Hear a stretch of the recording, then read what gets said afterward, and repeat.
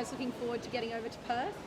Definitely am. It's been a long time coming. I think the off season, while it's been fun, been tough at times. Our season's not far away, and to get a quick hit out, just to see some of the things that we need to continue to work on and build for the first game of our season.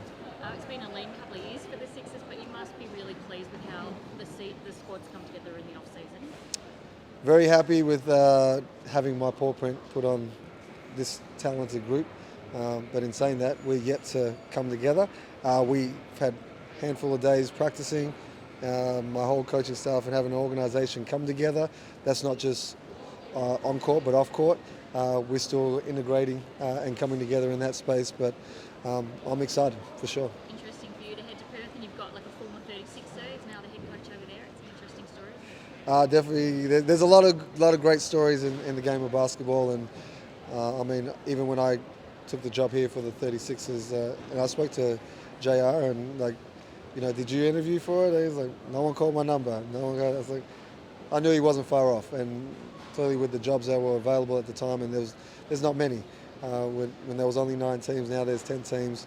But the role that he's played not only for the National Basketball League, for the Australian national team, him integrating back in and being in the college environment, it's a great place to take over with a lot of runs on the board, and there's only a way up from him. From a fan point of view, who should they look out for this year? I think we all know who, but Yeah, I think for me it's about our team. We've got a lot of talented players. This is a team game. We're not playing tennis. It's not singles. You need to inbound the ball to somebody. You need to share with someone. You need to work together. And I think all those things and come together on the road, right? So understanding, looking after each other, make sure everyone shows up on time. Everyone understands the scout. Everyone can deliver that, and they can deliver it to each other. So I'm looking at the buy-in as a complete, the ultimate of a team. It's like playing for your country. As much respect as you give that, give it to this team. Speaking of former 36ers, you'll probably come up against Josh Giddey over in the States. Yeah, it's a familiar name. I've heard that name before. He's a great young kid with a skill set that's put him on the map, not from Australia to go into the NBA, and even now him playing us. I know he's super excited to see some of the boys and play against them and showcase himself on a bigger stage. And we're excited to go up there for the challenge and look forward to coming back and making sure that we're in the right space going into our season. He's already given a warning to some of the guys that he wants to play on, I saw as well. He can give whatever warning he wants. I'm pretty sure when that ball gets thrown up in the air, I think everyone on our side will be.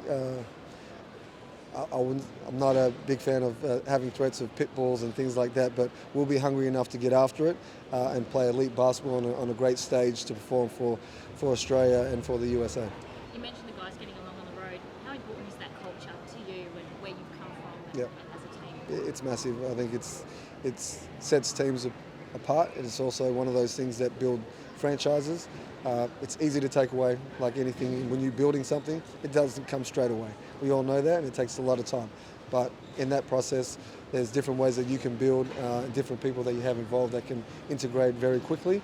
And that's what I'm looking for with some of these guys, with their personalities, to what they've gone through throughout their careers and their upbringing, to be able to push that along the way.